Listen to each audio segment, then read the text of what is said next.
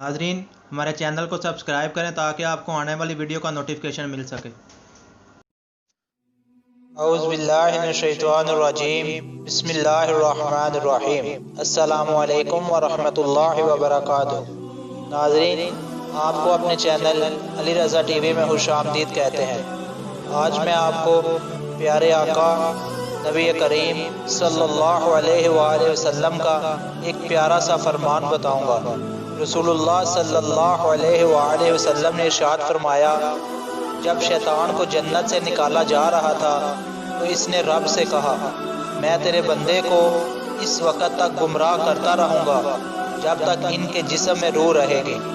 इस पर अल्लाह ताला ने फरमाया, मैं अपने बंदे को इस वक़्त तक बख्शता रहूँगा जब तक वो मुझसे इस्तग़फ़ार करता रहेगा। हदीस शरीफ का हवाला आप नीचे देख सकते हैं।